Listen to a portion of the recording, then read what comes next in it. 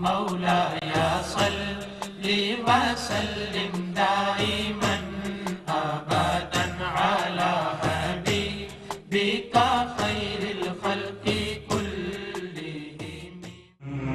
اللهم صل على سيدنا محمد النبي الأمي وعلى آله. خوش آمدید کہتے ہیں ایک دفعہ پھر آپ کو آج کی اس خوبصورت سے شو کے اندر. آج ہم منا رہے ہیں، سیلیبریٹ کر رہے ہیں اس ہستی کے آمد کا جشن جس نے نور ہر طرف پھیلا دیا. خواتین و حضرات، اس وقت ہمارے ساتھ ایک کالر ہیں محسن. جی السلام علیکم محسن صاحب. جی السلام علیکم. جی کیا سوال ہے آپ کا؟ جی میرا سے ایک سوال ہے جشن عید میلاد النبی کے سلسلے میں اس کو سیلیبریٹ کرنے کے حوالے سے. جی جی تو پلیز ذرا تھوڑی سی رہنمائی فرما دیجیے گا. جی پلیز. اس میں ڈفرینٹ رائے ہیں. کچھ علماء کا اتفاق ہے کہ 12 ربیع الاول جو ہے یہ ولادت کا دن ہے. کچھ کا خیال ہے کہ یہ کچھ کا اتفاق یہ ہے کہ یہ شاید وفات کا دن ہے. کچھ جو ہے وہ 7 ربیع الاول کو جو ہے نا ولادت کا دن کنسیڈر کرتے ہیں. کچھ جو ہے وہ 17 ربیع الاول کو ولادت کا دن کنسیڈر کرتے ہیں. اور مطلب اس پہ جو ہے وہ اتفاق نہیں ہے جو میرا نالج ہے یا جو میں نے سنا ہوا آج تک. مسلمانوں کو بہت کم باتوں پہ اتفاق ہے ویسے. بالکل یہ تو ہمارا جو ہے نا شروع سے ازل سے یہ پرابلم رہا ہے. لیکن میرا سوال ابھی کمپلیٹ نہیں ہوا. میرا سوال جی جی پلیز فرمائیں. بھیجیے گا. اس میں ایسا ہے کہ جو جشن عید میلاد النبی منانے کے حوالے سے جو ہے وہ بھی مسلمانوں میں اتفاق رائے نہیں ہے. اس میں بھی کچھ لوگ وہ کہتے ہیں کہ نبی صلی اللہ علیہ وسلم نے جو ہے وہ اپنی 23 سالہ نبوت کی زندگی میں کبھی ایسا کوئی جشن نہیں منایا. یا صحابہ کرام جو ہیں وہ انہوں نے بھی کبھی ایسی کوئی چیز جو ہے سیلیبریٹ نہیں کی ان کے جانے کے بعد بھی. اور 700 سال تک کوئی جو ہے وہ جشن ایسا کوئی سیلیبریٹ نہیں کیا گیا.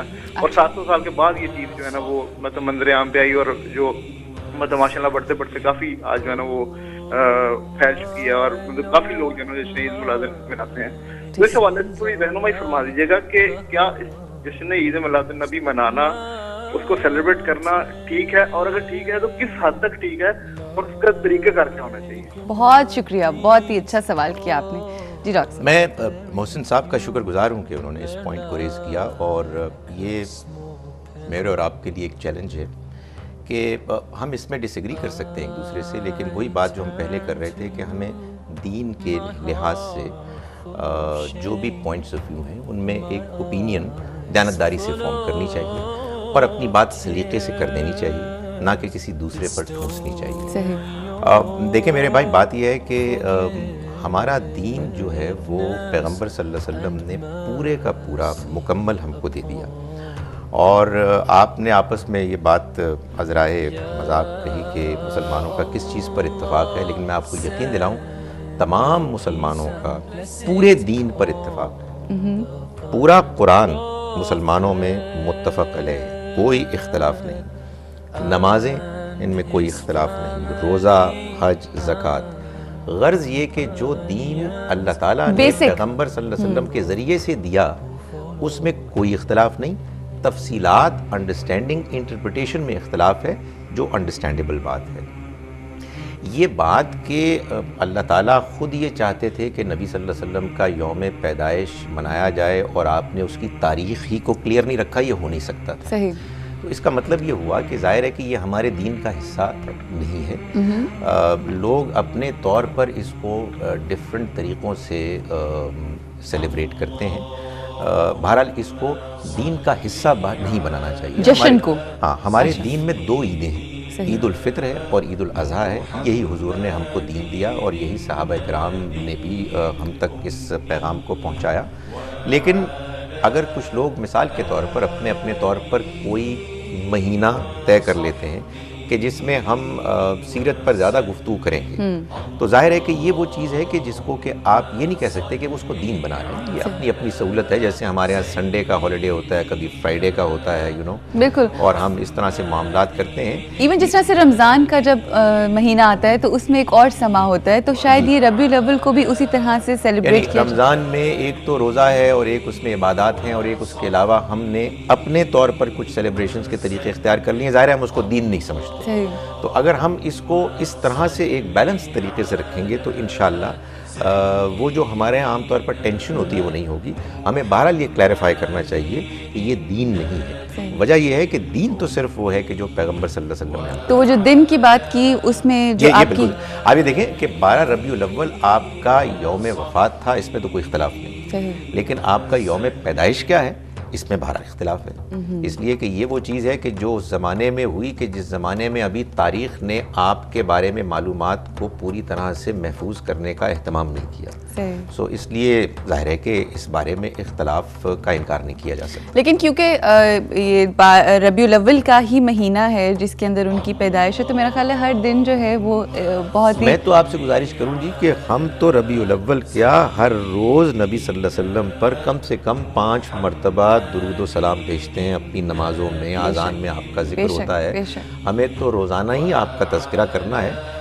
کچھ لوگ اپنی سہولت کے لیے کوئی خاص مہینہ یا دن مقرر کر کے بیان کرتے ہیں اس وضاحت کے ساتھ کہ یہ دین نہیں ہے، تو اچھی بات ہے. ظاہر ہے ہر آدمی کا اپنا ذوق ہے. اس لیے جھگڑا نہیں کرنا چاہیے کہ کوئی شخص کسی خاص دن کیوں کر رہا ہے. یہ کلیریفیکیشن ضرور کرنی چاہیے کہ یہ اس دین کا حصہ نہیں ہے کہ جو حضور نے ہم کو دیا. اچھا، امید ہے کہ محسن صاحب آپ کو آپ کے سوال کا جواب مل گیا ہوگا. ایک اور کالر ہمارے ساتھ ہیں.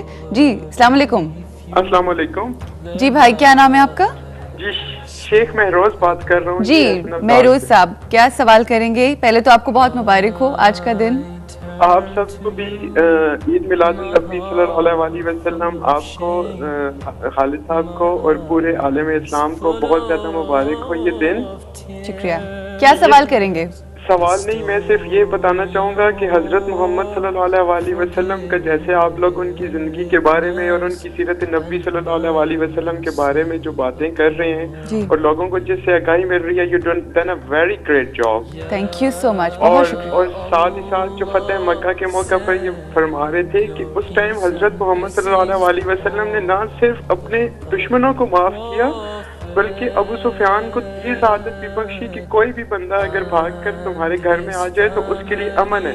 بالکل. تو وہ ایسی ہستی تھے کہ جنہوں نے اسلام کے لیے مطلب وہ لوگ جنہوں نے ان پہ ظلم و ستم کیا، ان کے لیے بھی وہ رحمت کا باعث تھے. اور یہی خاصہ ہے ہمارے نبی اکرم محمد مصطفیٰ صلی اللہ علیہ وسلم کا. بہت شکریہ جی، آپ نے پسند کیا ہمارے شو کو. اچھا، ابھی ہم جب بریک میں گئے تھے تو بات ہو رہی تھی کہ ایک شخص کو آپ نے آئی تھنک انگلینڈ میں ایک بک دی، قرآن پاک دیا. میں تو آپ کو بتاؤں کہ جتنے بھی میری زندگی میں ملاقاتیں ہوئی ہیں کنورٹس کے ساتھ، ان میں ہر ایک کی میں نے یہی سٹوری دیکھی. لیکن یہ تو پریکٹیکلی میرے ساتھ ہوا کہ میرے ایک ملاقاتی ایک نوجوان تھے انگریز، ان کو میں نے قرآن مجید کی ایک کا نسخہ دیا اور پھر وہ چلے گئے. اور کچھ دنوں کے بعد جب وہ آئے اور ہم آپس میں گفتگو کر رہے تھے تو اچانک ان کی زبان سے میں نے جملہ سنا کہ ہاں قرآن تو اللہ کا کلام ہے. تو میں نے کہا تمہیں کیسے معلوم؟ اس نے کہا میں نے پڑھا ہے اور اس میں مجھے اللہ تعالیٰ بولتے ہوئے نظر آئے. کیا بات. تو اس میں کوئی شک نہیں. میں آپ کو بتاؤں کہ اگر ہم غیر مسلموں اور قرآن کے درمیان جو ہم اپنے بے عملی اور بد کرداری کی دیوار کو ہٹا دیں، لوگ ٹوٹ پڑیں گے اس دین کی طرف. ہمیں اس کو پازیٹیولی پیش کرنا ہے، لوگوں کو اٹریکٹ کرنا ہے. اور مجھے سوری ڈاکٹر صاحب، میں آپ کی بات کاٹ رہی ہوں، جو ڈرایا جاتا ہے نا اپنے اسلام سے، میرا خیال ہے اس سلسلے کو روکنا بہت ضروری ہے. اور جو خوبصورتی ہے، جو اسلام کی خوبصورتی ہے، جو اچھی باتیں ہیں، جو جسے کہتے ہیں نا کہ اچھائیاں ہیں، وہ بیان کرنی چاہیے. یہ تو آپ نے وہ بات کی ہے کہ جو نبی صلی اللہ علیہ وسلم نے خود فرمایا. آپ نے فرمایا، دو مختلف موقع ہیں میرے ذہن میں.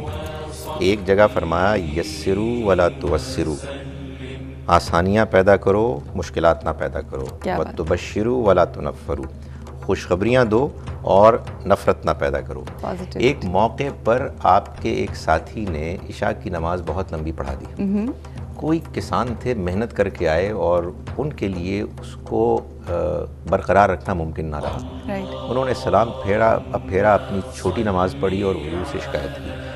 نبی صلی اللہ علیہ وسلم نے ان کو اپنے ساتھی کو جن کو کہ امامت پر آپ نے فائز کیا تھا، ان کو خطاب کر کے کہا کہ تم نماز کو چھوٹی کیا کرو، تم کیا نفرت پھیلاؤ گے، لوگوں کو متنفر کر دو گے. یعنی یہ آپ کا بالکل بالکل کہ آسانیاں پیدا، اور نہ صرف دین میں آسانی بلکہ بہت ضروری ہے کہ دین کے ساتھ ساتھ ہم اس جو ہمارے لوگ ہیں ان کے لیے آسانیاں پیدا کریں. اچھا میں آپ سے یہ سوال کرنا چاہ رہی ہوں کہ سوری کال ہے جی ہمارے پاس سوال سے پہلے. جی السلام علیکم. جی شاہدہ السلام علیکم. وعلیکم السلام، کیسی ہیں آپ بھی؟ میں بالکل ٹھیک ہوں بیٹا، بہت مبارک ہو آپ کو آج کا دن. آپ کیا کہو گے؟ جی خیر مبارک، اور میری طرف سے پورے پاکستان کو مبارک آج کے دن کے حوالے صرف پاکستان کو نہیں، جہاں جہاں مسلمان بستے ہیں ان ساروں کو مبارکباد. جی جی بالکل. جی کیا کہیں گی؟ جی میں آپ کے جو آپ نے پروگرام کیا لڑکیوں کی شادی کروائی اس کے حوالے سے کہنا چاہوں گی. جی اس کے حوالے سے بھی آپ کو بہت بہت مبارکباد دینا چاہوں گی. آپ نے اتنا اچھا کام سر انجام دیا. بہت شکریہ، بہت شکریہ. جی میری امی آپ سے بات کرنا چاہیں گی. یہ لیں بات. جی السلام علیکم آنٹی. وعلیکم السلام، کیا حال ہے بیٹا؟ آنٹی بالکل ٹھیک ٹھاک. کیا کہیں گی؟ میں آپ کو آنٹی کہہ سکتی ہوں نا؟ ہاں جی بہت خوشی سے کہہ سکتی ہیں. جی بتائیے. یہ کہ ایک تو میرے بیٹے کا نا ہاتھ وہ معذور ہے، اچھا کام نہیں کرتا، اس کی وجہ سے میں تھوڑا ہیلپ لینا چاہتی ہوں کہ بیٹی کی بھی شادیاں کرنی، 2 بیٹیاں ہیں میری. اچھا ضرور. بیٹا ایسا ہے، شوہر بھی معذور سمجھ لو کہ وہ بھی کام نہیں کر سکتے، بوڑھے ہیں. بالکل ٹھیک ہے. مجھے تھوڑی ہیلپ چاہیے. اچھا شاہدہ سے میری گزارش ہے کہ اپنا نمبر MCR کے اندر چھوڑ دیں، لائن پہ ہی رہیں اور اپنا نمبر چھوڑ دیں. ہم آپ کو اس شو کے بعد کال کریں گے اور انشاءاللہ اس سلسلے میں آپ سے بات ہوگی. انشاءاللہ بالکل پریشان نہ ہو، آپ کی تمام مشکلیں حل ہوں گی. آج تو دن ہی اتنا خوبصورت ہے کہ اس ہستی کے صدقے میں اللہ کی ذات آپ کی تمام مشکلیں جو ہیں وہ آسان کرے. اچھا ڈاکٹر صاحب، ہم لوگوں نے ریسنٹلی ابھی 4-5 دن پہلے کہا جاتا ہے کہ اگر کوئی اچھائی کرو تو کسی کو 2 تو سیدھے ہاتھ سے اگر دیا جا رہا ہے تو الٹے ہاتھ کو بھی خبر نہ ہو.